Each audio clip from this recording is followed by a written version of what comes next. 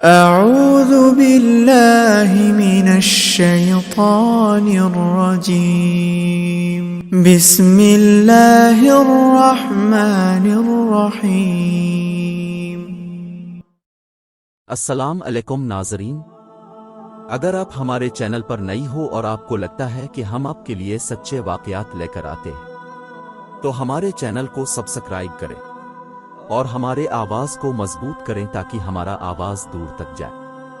Like کریں، share کریں اور ایک پیاری سی کمنٹ کریں۔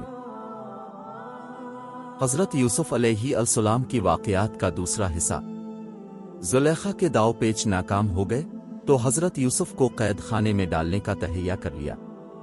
اس نے اپنے شوہر کو مجبور کیا کہ اس کی جس قدر رسوائی اور بدنامی ہو چکی ہے، اس کے توڑ کے لیے یوسف کو قید خانے میں ڈال دیا جائے تاکہ لوگوں کو معلوم ہو کہ زلیخا بے قصور ہے۔ حضرت یوسف کی عفت و پاک دامنی ثابت ہونے کے باوجود عزیزی مصر نے انہیں حوالہ زندان کر دیا۔ یوں اللہ تعالیٰ نے جیل جانے کی دعا قبول فرما کر ایک طرف تو انہیں عورتوں کی چال بازیوں سے بچا لیا، تو دوسری طرف شاہی مصر کے قرب اور حکومت میں شامل ہونے کے مواقع فراہم کر دیے۔ اب قیدیوں کی خبر گیری کرتے اور ان سے پیار و محبت سے پیش آتے۔ چنانچہ بہت جلد قیدیوں میں مقبول ہو گئے۔ قیدیوں کے خواب اور ان کی تعبیر۔ محل کے دو خاص آدمی بادشاہ کو زہر دینے کے الزام میں گرفتار کر کے قید خانے لائے گئے۔ ان میں سے ایک شاہی ساقی یعنی بادشاہ کو مشروبات پلانے والا اور دوسرا باورچی تھا۔ ایک رات ان دونوں نے عجیب و غریب خواب دیکھے جس کی تعبیر کے لیے حضرت یوسف سے رجوع کیا گیا۔ ایک نے خواب میں خود کو شراب نچوڑتی دیکھا اور دوسرے نے دیکھا کہ وہ اپنے سر پر روٹی اٹھائے ہوئے ہے جسے پرندے نوچ نوچ کر کھا رہے ہیں۔ آپ نے فرمایا، اے میرے قید خانے کے دوستوں، تم دونوں میں سے ایک تو اپنے بادشاہ کو شراب پلانے پر مقرر ہو جائے گا، لیکن دوسرا سولی پر چڑھایا جائے گا اور پرندے اس کا سر نوچ نوچ کر کھائیں گے۔ اپنے دونوں اشخاص میں سے جس کی نسبت خیال کیا کہ وہ رہائی پا جائے گا، اس سے کہا اپنے آقا سے میرا ذکر بھی کرنا، لیکن شیطان نے ان کا اپنے آقا سے ذکر کرنا بھلا دیا اور آپ کئی برس جیل خانے ہی میں رہے۔ بادشاہ کا خواب اور اس کی تعبیر۔ آپ 7 سال جیل میں رہے، پھر اللہ نے اپنے محبوب نبی کی باعزت رہائی کا بندوبست فرما دیا۔ ہوا یوں کہ مصر کے بادشاہ نے ایک ایسا حیران کن اور پریشان کن خواب دیکھا کہ درباری اور مصاحبین بھی اس کی تعبیر نہ بتا سکے۔ قرآن پاک میں اسے یوں بیان کیا گیا ہے، اور بادشاہ نے کہا، میں خواب دیکھتا ہوں کہ 7 موٹی گائیں ہیں جنہیں 7 دوبلی گائیں کھاتی ہیں، اور 7 سبز خوشیں ہیں اور 7 خشک۔ اے دربار والوں، مجھے میرے خواب کی تعبیر بتلاؤ اگر تم خواب کی تعبیر دینے والے ہو۔ انہوں نے کہا، یہ خیالی خواب ہیں اور ہم ایسے خوابوں کی تعبیر نہیں جانتے۔ سورہ یوسف 43-44۔ اس وقت دربار میں وہ شاہی ساقی بھی موجود تھا۔ اسے جیل میں قید حضرت یوسف یاد آ گئے۔ اس نے بادشاہ سے کہا کہ اگر مجھے جیل خانے جانے کی اجازت عنایت فرما دیں تو میں اس خواب کی تعبیر آپ کو لا دوں گا۔ بادشاہ نے اسے اجازت دے دی تو وہ حضرت یوسف کے پاس آیا۔ قرآن پاک میں ارشاد باری تعالیٰ ہے، جب وہ یوسف کے پاس آیا تو کہنے لگا، اے یوسف، آپ بڑے سچے ہیں، اب ہمیں اس خواب کی تعبیر بتلائیے کہ 7 موٹی تازی گائیں ہیں جنہیں 7 دوبلی پتلی گائیں کھا رہی ہیں، اور 7 سبز خوشیں ہیں اور 7 ہی خشک، تاکہ میں ان لوگوں کے پاس واپس جا کر تعبیر بتاؤں۔ عجب نہیں کہ وہ تمہاری قدر جانے۔ یوسف نے کہا، تم لوگ 7 سال تک متواتر کھیتی کرتے رہو گے، تو جو غلہ کاٹو تو تھوڑے سے غلے کے سوا جو کھانے میں آئے باقی خوشوں ہی میں رہنے دینا۔ اس کے بعد 7 سال نہایت سخت قحط کے آئیں گے، وہ اس غلے کو کھا جائیں گے جو تم نے ان کے لیے ذخیرہ رکھ چھوڑا تھا، صرف وہی تھوڑا سا رہ جائے گا جو تم احتیاط سے رکھ چھوڑو گے۔ پھر اس کے بعد ایک ایسا سال آئے گا کہ خوب بارش برسے گا اور لوگ اس میں عرصہ نچوڑیں گے۔ سورہ یوسف 46-49۔ حضرت یوسف نے نہ صرف خواب کی تعبیر بیان فرمائی بلکہ اناج کو کیڑے سے محفوظ رکھنے کے لیے ہم دردانہ مشورہ بھی دے دیا۔ رہائی سے پہلے الزام کی تحقیق کی شرط۔ شاہی ساقی نے بادشاہ کے دربار میں حاضر ہو کر خواب کی تعبیر بیان کی تو بادشاہ بہت حیران ہوا۔ اس نے حکم جاری کیا کہ تعبیر بتانے والے کو دربار میں پیش کیا جائے۔ قاصد فوری طور پر حضرت یوسف کی خدمت میں حاضر ہوا اور دربار میں چلنے کی درخواست کی۔ اپنے فوری طور پر جانا پسند نہ فرمایا اور قاصد سے کہا، اپنے بادشاہ کے پاس جا کر پوچھو کہ ان عورتوں کا حقیقی واقعہ کیا ہے جنہوں نے اپنے ہاتھ کاٹ لیے تھے۔ اس پر بادشاہ نے عورتوں کو طلب کیا اور پوچھا کہ عورتوں، کیا ہوا تھا جب تم نے یوسف کو اپنی طرف مائل کرنا چاہا؟ سب نے یک زبان ہو کر کہا، ہم نے ان میں کوئی برائی نہیں دیکھی۔ عورتوں نے جب حضرت یوسف کی پاک دامنی کی گواہی دے دی تو زلیخا شرم سے پانی پانی ہو گئی۔ وہ بولی، اب سچی بات تو ظاہر ہو ہی گئی ہے۔ اصل یہی ہے کہ میں نے ان کو اپنی طرف مائل کرنا چاہا تھا اور وہ بے شک سچے ہیں۔ دراصل حضرت یوسف نے رہائی سے قبل ضروری سمجھا کہ اس معاملے کی اصل حقیقت کھل کر واضح ہو جائے، جس کی بنا پر وہ کئی برس جیل میں رہے۔ بادشاہ کے دربار میں حضرت یوسف کو دربار میں لایا گیا تو بادشاہ نے بڑا پرتپاک خیر مقدم کیا اور اب سے خواب کی تمام تفصیلات اور ان کا حل دریافت کیا۔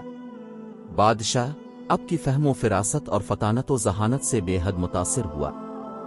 حضرت یوسف نے فرمایا، مجھے اس ملک کے خزانوں پر مقرر کر دیجئے، کیونکہ میں حفاظت کر سکتا ہوں اور اس کام سے واقف بھی ہوں۔ بادشاہی نصر ایک جہاں دیدہ، تجربہ کار اور چہرہ شناس شخص تھا۔ اس نے اب کو خزانے سمیت الفامور مملکت کا اختیار دیا گیا۔ خوشحالی کے 7 سال اور قحط کی ابتدا۔ شاہی نصر کے خواب کے مطابق شروع کے 7 سال خوشحالی کے تھے۔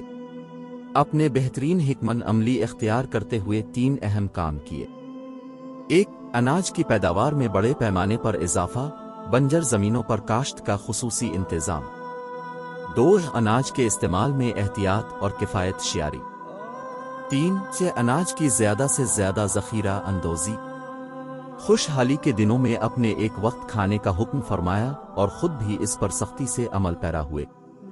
7 برس بعد قحط کے اثرات ظاہر ہونا شروع ہو گئے۔ اپنے عوام کو تاکید کر دی تھی کہ جس قدر ممکن ہو اپنے گھروں میں غلہ جمع کر لیں۔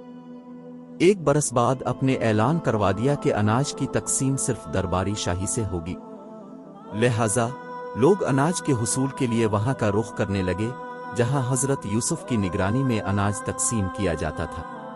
اپنے غلے کی فروخت کا ایک خاص پیمانہ بنایا تھا۔ کسی کو بھی ایک اونٹ کے بوجھ سے زیادہ غلہ نہیں ملتا تھا۔ قحط نے مصر کے علاوہ شام اور فلسطین سمیت پورے خطے کو اپنی لپیٹ میں لے لیا تھا۔ اس کے ساتھ ہی حضرت یوسف کی فیاضی اور رحم دلی کی شہرت بھی دور دور تک پھیل چکی تھی۔ لوگ جوک در جوک آتے اور اناج خرید کر چلے جاتے۔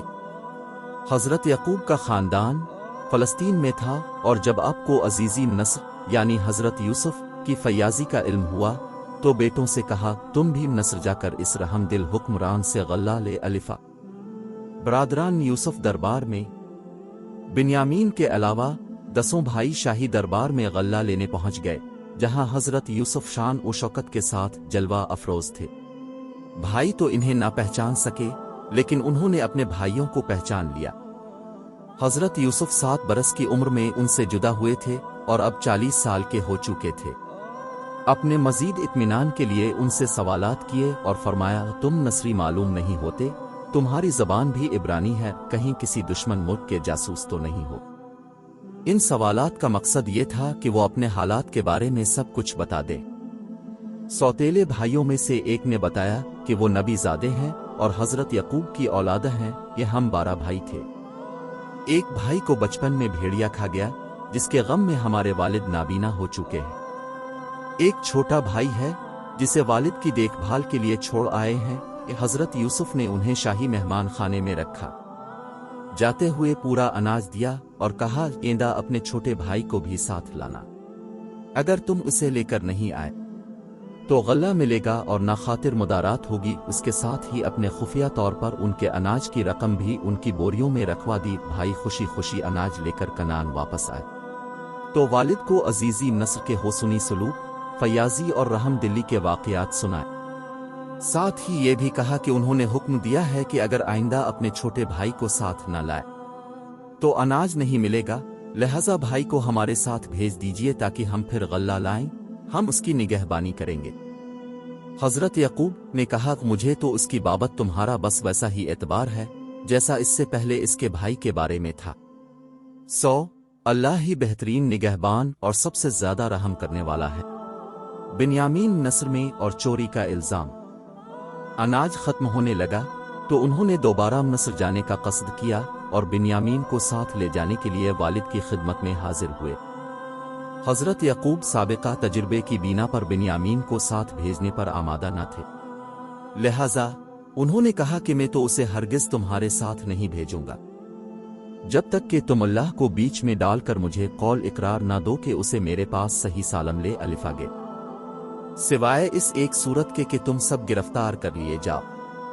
جب انہوں نے عہد کر لیا تو حضرت یعقوب نے انہیں ہدایت کیے، میرے بیٹو تم سب ایک ہی دروازے سے داخل نہ ہونا بلکہ جدا جدا دروازوں سے داخل ہونا، اور میں اللہ کی تقدیر تو تم سے نہیں روک سکتا، بے شک حکم اسی کا ہے، میں اسی پر بھروسہ رکھتا ہوں اور اہل توکل کو اسی پر بھروسہ رکھنا چاہیے۔ یہ 11 تندرست و توانا اور جوان بھائی تھے۔ حضرت یعقوب نے انہیں الگ الگ دروازوں سے داخل ہونے کا حکم دیا۔ یہ سب بھائی بنیامین کو ساتھ لے کر عزیزی مصر کے دربار میں پہنچ گئے۔ حضرت یوسف نے اپنے بھائی کو پہچان لیا، اپنے دو بھائیوں کو ایک کمرے میں ٹھہرایا، اس طرح بنیامین تنہا رہ گئے تو انہیں الگ کمرے میں رکھا اور پھر خلوت میں انہیں بتا دیا کہ وہ ان کے حقیقی بھائی یوسف ہیں۔ حضرت یوسف نے بنیامین سمیت سب بھائیوں کا اناج ان کے اونٹوں پر لدوا دیا اور وہ خوشی خوشی روانہ ہو گئے۔ قرآن پاک میں ہی پھر جب انہیں ان کا سامان ٹھیک کر کے دیا تو اپنے بھائی کے سامان میں پانی پینے کا پیالہ رکھ دیا۔ پھر ایک آواز دینے والے نے پکار کر کہا کہ قافلے وال تم لوگ تو چور ہو۔ وہ ان کی طرف متوجہ ہو کر کہنے لگے تمہاری کیا چیز چوری ہوئی ہے؟ وہ بولا بادشاہ کا پیالہ کھویا ہے اور جو شخص اس کو لے آئے اس کے لیے ایک اونٹ کے بوجھ کا غلہ انعام ملے گا اور میں اس کا ضامن ہوں۔ وہ کہنے لگے کہ اللہ کی قسم تم کو معلوم ہے کہ ہم اس ملک میں اس لیے نہیں آئے کہ خرابی کریں اور نہ ہم چور ہیں۔ انہوں نے کہا اچھا، اگر تمہارے سامان میں وہ پیالہ مل گیا تو پھر اس کی سزا کیا ہوگی؟ بھائیوں نے جواب دیا کہ یعقوب کی شریعت میں اس کی سزا یہی ہے کہ جو سزا چور کی ہوگی۔ یعقوب کی شریعت میں اس کی سزا یہی ہے کہ چور کو اس شخص کے سپرد کر دیا جاتا ہے۔ سب کو سامان حضرت یوسف کی خدمت میں پیش کیا گیا۔ وہاں سب بھائیوں کے سامان کی تلاشی ہوئی اور آخر میں بنیامین کے سامان کی تلاشی کے دوران وہ پیالہ ان کے سامان سے برآمد ہو گیا۔ جرم ثابت ہونے پر بنیامین کو جانے کی اجازت نہیں ملی۔ یہ صورتحال ان بھائیوں کے لیے نہایت حیران اور پریشان کن تھی۔ انہوں نے کہا کہ اگر اس نے چوری کی تو کوئی تعجب کی بات نہیں، اس کا بھائی بھی پہلے چوری کر چکا ہے۔ سورہ یوسف 77۔ دراصل حضرت یوسف کی پرورش ان کی پھوپھی کیا کرتی تھی جو انہیں بہت چاہتی تھی۔ جب آپ ذرا بڑے ہوئے تو حضرت یعقوب نے انہیں لینا چاہا۔ پھوپھی انہیں روکنا چاہتی تھیں، اس لیے ان کی کمر میں ایک پٹکا کپڑوں کے اندر باندھ کر مشہور کر دیا کہ پٹکا گم ہو گیا ہے، اور سب کی تلاشی لی تو وہ ان کی کمر سے باندھے نکلا۔ لہٰذا اس شریعت کے قانون کے مطابق انہیں پھوپھی کے پاس رہنا پڑا یہاں تک کہ انہوں نے وفات پائی، تو پھر حضرت یوسف اپنے والد کے پاس آ گئے۔ معارف القرآن۔ بھائیوں کو فکر تھی کہ والد کو کیا جواب دیں گے۔ انہوں نے حضرت یوسف سے درخواست کی بنیامین کے والد بہت بوڑھے ہیں، اس کی جگہ اب ہم میں سے کسی کو روک لیں۔ حضرت یوسف نے فرمایا یہ ممکن نہیں، جس کے سامان سے مال برآمد ہوا ہے وہی سزا کا مستحق ہے۔ بھائی بڑے مایوس ہوئے اور آپس میں بیٹھ کر مشورہ کرنے لگے۔ سب سے بڑے بھائی نے کہا کہ کیا تمہیں یاد نہیں کہ اپنے والد سے بنیامین کو واپس لانے کا پختہ عہد کیا تھا؟ ہم سب اس سے پہلے یوسف کے معاملے میں بھی کوتاہی کر چکے ہیں، تو جب تک والد صاحب مجھے حکم نہ دیں میں تو اس جگہ سے ہلنے کا نہیں۔ سورہ یوسف 80۔ یہ بڑا بھائی یہودا تھا۔ باقی 9 بھائی مصر سے روانہ ہوئے اور کنعان پہنچ کر والد کو ساری صورتحال سے آگاہ کیا، ساتھ ہی اپنی صفائی بیان کرتے ہوئے کہا اگر آپ کو ہماری باتوں کا یقین نہیں تو آپ اس بستی کے لوگوں سے پوچھ لیں جہاں ہم مقیم تھے۔ حضرت یعقوب نے فرمایا میں تو اپنی پریشانی اور رنج و غم کی فریاد اپنے اللہ ہی سے کر رہا ہوں، مجھے اللہ کی طرف سے وہ باتیں معلوم ہیں جو تم نہیں جانتے۔ میرے بیٹو، تم جاؤ اور یوسف اور اس کے بھائی کو پوری طرح تلاش کرو اور اللہ کی رحمت سے مایوس مت ہو۔ بے شک اللہ کی رحمت سے نا امید وہی ہوتے ہیں جو کافر ہیں۔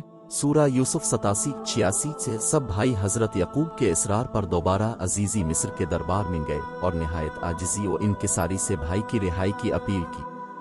ساتھ ہی باپ کے بڑھاپے، ضعف اور دوسرے بیٹے کی جدائی کے صدمے کا بھی ذکر کیا۔ حضرت یوسف کا نل بھر آیا، آنکھیں نمناک ہو گئیں۔ روایت ہے کہ حضرت یعقوب نے عزیزی مصر کے نام ایک خط بھی لکھ کر دیا تھا۔ حضرت یوسف علیہ السلام نے خط پڑھا تو بے اختیار رونے لگے اور پھر اپنے راز کو ظاہر کر دیا۔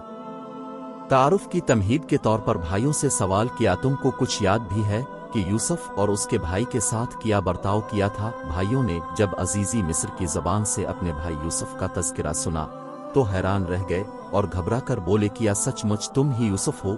حضرت یوسف نے جواب دیا، ہاں میں ہی یوسف ہوں اور یہ میرا بھائی ہے۔ اللہ نے ہم پر فضل و کرم کیا۔ جو شخص اللہ سے ڈرتا اور صبر کرتا ہے تو اللہ نے کوکاروں کا اجر ضائع نہیں کرتا۔ سورہ یوسف 90۔ بھائیوں نے جب حضرت یوسف کی یہ شان دیکھی تو اپنی غلطیوں اور کوتاہیوں کا اعتراف کر لیا، اپنے بھی پیغمبرانہ عفو و درگزر سے کام لیتے ہوئے انہیں معاف کر دیا۔ یوسف نے بھائیوں کو بہت سا اناج دیتے ہوئے کہا کہ میرا یہ قمیص لے جاؤ، اسے والد صاحب کے منہ پر ڈال دینا، ان کی بینائی واپس آ جائے گی اور تم سب اپنے اہل و عیال کے ساتھ میرے پاس آ جاؤ۔ قافلہ قمیص لے کر چلا ہی تھا کہ 250 میل دور کنعان میں حضرت یعقوب نے آس پاس کے لوگوں سے کہنا شروع کر دیا، اگر تم لوگ مجھ کو یہ نہ کہو کہ بوڑھا بہک گیا ہے تو مجھے یوسف کی خوشبو آ رہی ہے۔ بھائی واپس کنعان پہنچے اور والد کے چہرے پر قمیص ڈالا جس سے ان کی بینائی بحال ہو گئی۔ اپنے بیٹوں سے فرمایا، کیا میں نے تم سے نہیں کہا تھا کہ میں اللہ کی طرف سے وہ باتیں جانتا ہوں جو تم نہیں جانتے؟ سورہ یوسف 96۔ حضرت یعقوب عزیزی مصر کے دربار میں کچھ دنوں بعد حضرت یعقوب اہلی خانہ کے ہمراہ مصر روانہ ہو گئے۔ حضرت یوسف نے ایک بڑی سپاہیوں کے ساتھ شہر سے باہر والد اور خاندان والوں کا استقبال کیا۔ 40 سال بعد ہونے والی اس ملاقات نے باپ بیٹے یعنی اللہ کی دو پاکیزہ اور برگزیدہ ہستیوں کو آپ دیدہ کر دیا۔ دونوں دیر تک ایک دوسرے کے گلے لگے رہے، اپنے والد اور سوتیلی والدہ کو تختی شاہی پر بٹھایا، پھر خود تختی شاہی پر جلوہ افروز ہوئے تو شاہی آداب کے مطابق تمام درباریوں نے سجدہ کیا۔ یہ صورتحال دیکھ کر خاندان یوسف نے بھی ایسا ہی کیا۔ حضرت یوسف کو اپنا بچپن کا خواب یاد آ گیا۔ انہوں نے کہا کہ اے ابا جان، یہ میرے اس خواب کی تعبیر ہے جو میں نے بچپن میں دیکھا تھا اور جس کو میرے رب نے سچا کر کہ الف بادشاہ حضرت یوسف پر ایمان لے آیا تھا اور اس نے اموری سلطنت اب کے سپرد کر دیے تھے۔ حضرت یوسف کے خاندان نے مصر ہی میں مستقل سکونت اختیار کر لی تھی اور اس طرح بنی اسرائیل سرزمینی مصر میں آباد ہو گئے۔ انتقال۔ حضرت یوسف کا انتقال 120 سال کی عمر میں ہوا اور دریائے نیل کے کنارے دفن ہوئے۔ روایت ہے کہ اللہ تعالیٰ نے حضرت موسیٰ کو مصر چھوڑنے کا حکم دیتے ہوئے حضرت یوسف کی میت بھی اپنے ساتھ لے جانے کی ہدایت کی، جس پر وہ ان کا تابوت فلسطین لے گئے اور حضرت اسحاق اور حضرت یعقوب علیہم السلام کے برابر دفن کر دیا۔